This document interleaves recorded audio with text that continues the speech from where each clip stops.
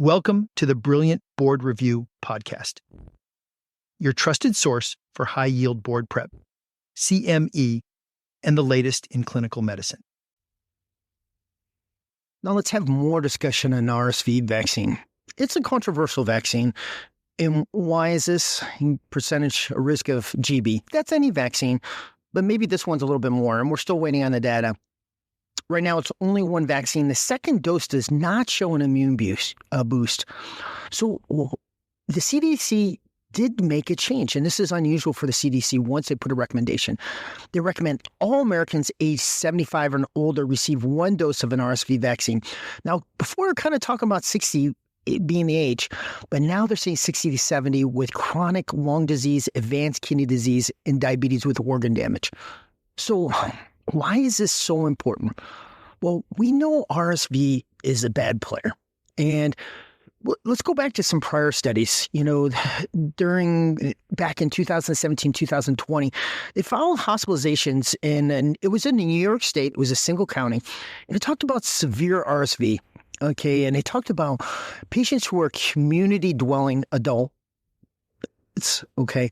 And the hospitalization rate was between the ages of 64 to 74 was 91 per 100,000 and 191 per 100,000 for ages 85. But this is the key. If people were living in assisted living facilities, it was much higher than nursing homes. Nursing homes is 439 per 100,000 hospitalization. These are severe hospitalizations. Could result in death, but at least a long-term stay in the hospital. And it's 738 in assisted care living facilities. And you say, why would it be higher in assisted care? These are having ongoing contact with a wider community. They're going outside the community, coming into their community, and more mobile than a nursing home patient who has just limited contact with the staff, basically, maybe a couple people inside. So that's why it's so important.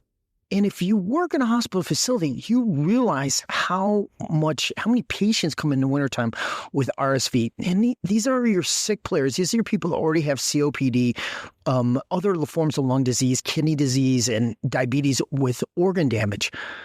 Now, so far the performance has been, it's harder to gauge. Now, it was effective against 77% of ED visits and 80% of hospitalization, but this fell to 50% after 19 months. So the RSV vaccine, it has great promise, and there's about 4 players out there right now, and maybe we need some little revisions on this. Is it a full-time player where you're going to have everybody get vaccinated on it? Not right now. So right now, this is important. The CDC did change the recommendation, age 75 or older, or 60 to 70 with these chronic conditions. And stay tuned. There'll be more updates on this. Thanks for listening. Visit brilliantcourses.com to learn more and claim credits for this educational activity. See you next time.